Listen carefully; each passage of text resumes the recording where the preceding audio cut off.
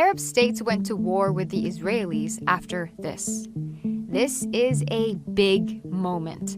4 p.m., Rothschild Boulevard, David Ben-Gurion officially declaring Israel an independent state. The Jews finally have a home. His talk is pretty nationalistic and very thoughtful. He stresses on points like the state of Israel would strive to develop the land for the good of all its residents, be based upon foundations of liberty, justice, and peace, and that Israel would ensure social and political rights to all citizens without discrimination of religion, race, or sex. But did any of that happen?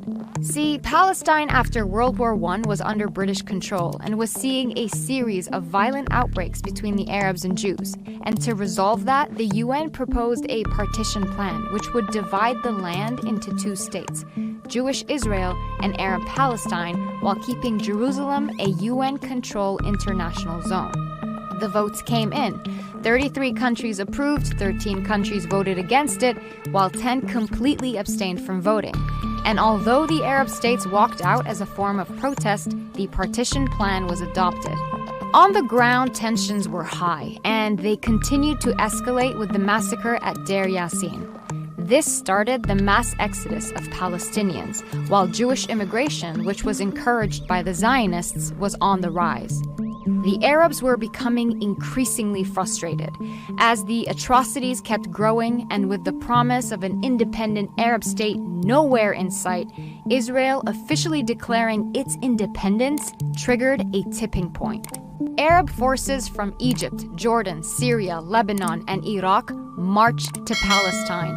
This was the first time the Arab League was formed. And for what? To protect Arab Palestine. To put it into context, the Arab states had just recently declared their own independence from colonial powers. So Arab nationalism was on the rise. And although Arab leaders agreed on the importance of forming a unified Palestinian state, their interests came first. Fawaz Gerges, a professor of international relations, meant about the Egyptian and Jordanian kings that they appeared to be more concerned about their respective strategic positions than that of Israel.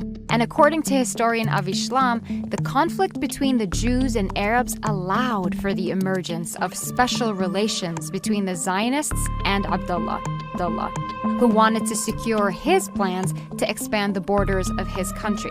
Nevertheless, the armies of the Arab League launched an attack, and in just a few weeks, Israeli forces were surrounded, facing a possible defeat. That's when the UN intervened with a 4-week ceasefire, which worked in favor of Israel.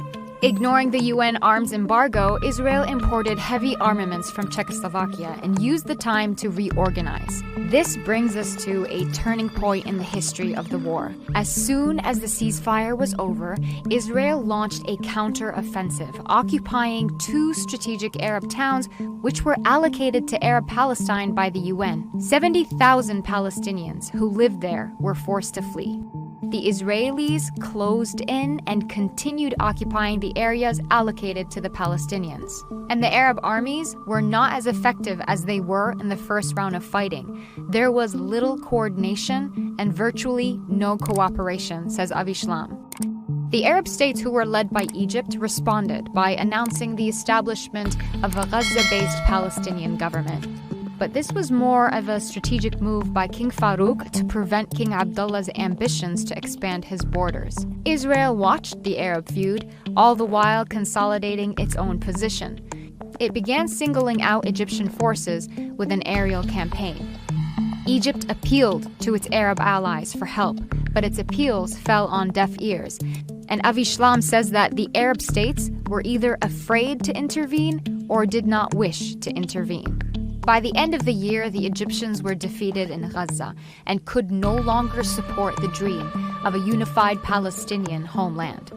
Desperate, Egypt turned to Britain for help to preserve its territorial integrity. An armistice was signed with Israel, and the other Arab states followed suit and signed separate bilateral agreements with Israel, who now was controlling 78% of the entire territory. This brings us to the end of the war. What did the First Arab-Israeli War bring? an Egyptian military presence in the Gaza Strip, and Jordan was gifted the West Bank as a token for its loyalty to Britain and the Zionists. Meanwhile, 700,000 Palestinians were driven out of their homeland. And the UN's two-state solution? The crisis of this catastrophe continues.